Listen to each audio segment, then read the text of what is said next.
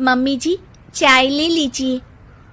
अरे कलमुही, तेरे हाथों से तो चाय पीते हुए भी डर लगता है, कहीं इससे तेरा रंग मुझ पर ना चढ़ जाए।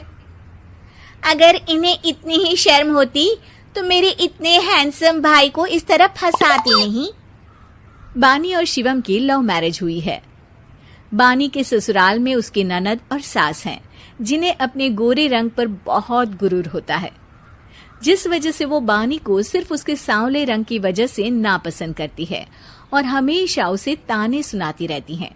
बानी उनकी सभी जली कटी बातें सुनकर चुपचाप वहां से चली जाती है। तुम माँ और छोटी को कुछ बोलती क्यों नहीं? मम्मी जी बड़ी हैं, हर छुटकी ना समझ, इस तरह उन्हें उल्टा जवाब देना सही नहीं। मेरी जिम्मेदारी उनकी सेवा करना है, जो मैं पूरे दिल से हमेशा करती रहूंगी। ऐसा बोलकर बानी रसोई में जाकर रात के खाने की तैयारी करने लगती है। रात को खाना खाते हुए बानी की सास उसे कहती है, कल मैंने अपनी फ्रेंड्स के साथ किटी पार्टी रखी है, समय से सारा खाना बना देना और अपना मनहूस चेहरा लेकर ज्यादा उनके सामने मत आना, समझी? माँ, बानी आप दोनों की कितनी परवाह करती है, फिर भी आप उससे इतना बुरा व्यवहार क्यों करती हैं? अरे एक तो लव मैरिज करके इस कलमुही को हमारे सर पर लाकर बिठा दिया और अब हम इसे कुछ बोल भी नहीं सकते क्या? भैया तो इनकी तरफदारी करेंगे ही, आखिर इन्होंने पूरी तरह उन्हें अपने वश में जो किया है। जिसे जो करना है करे, बस कल मेरा सारा काम समय पर हो जाना चाहिए। इस पर सब खाना खाकर सोने चले जाते हैं और अगले दिन बानी जल्दी उठकर सास की किटी पार्टी के लिए तैयारियां शुरू कर देती है, जिस पर पार्टी शुरू होने के बाद सास की सहेलियां कहती हैं, अरे वाह री, तेरी बहू ने तो बड़े स्वादिष्ट समोसे बनाए हैं। हाँ भाई, रंग कैसा भी हो, खाना बनाने में बिल्कुल अन्नपूर्णा है।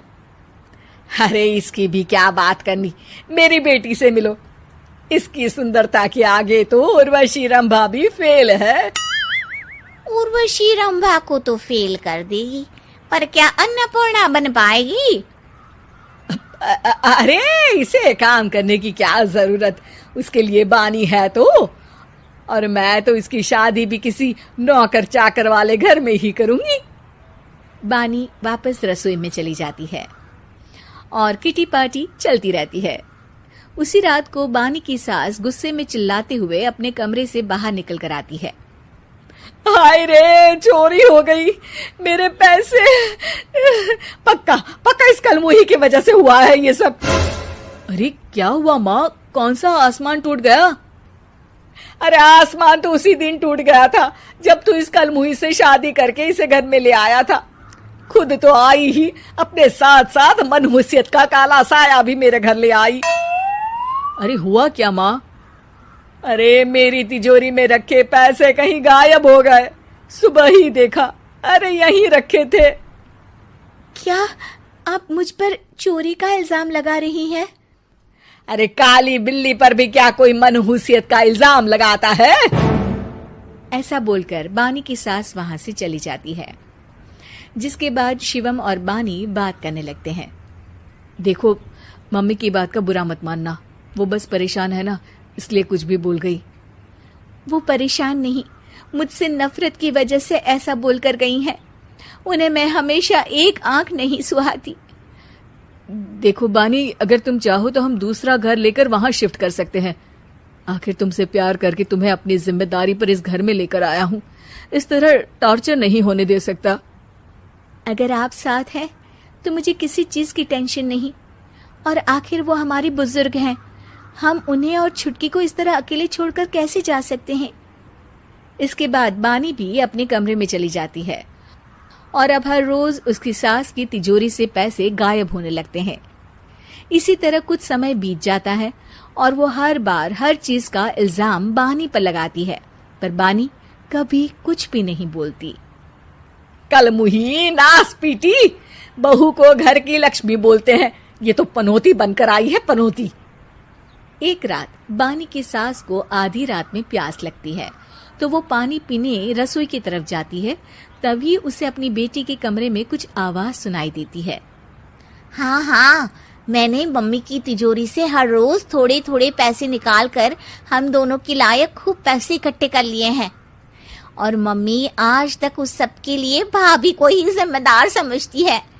तुम बस जल्दी से आकर मुझे यहाँ से ले जाओ और हम कहीं दूर जाकर शादी कर लेंगे।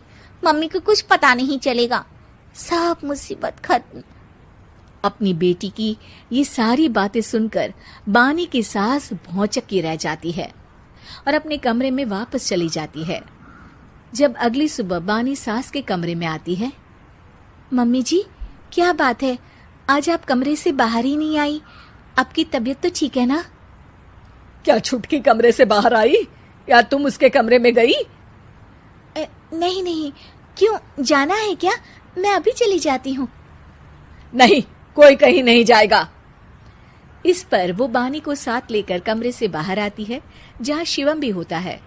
वहां उसकी सास बोलती है, छुटकी मेरी तिजोरी के सारे पैसे लेकर अपनी माँ के बारे में कोई ख्याल करे बिना किसी लड़के के साथ घर छोड़कर चली गई।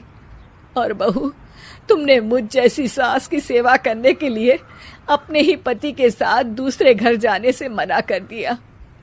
मैंने हमेशा तुम्हारा रंग देखा अच्छा ही नहीं, जो मेरी सबसे बड़ी गलती है। मुझे माफ कर दे बेटा।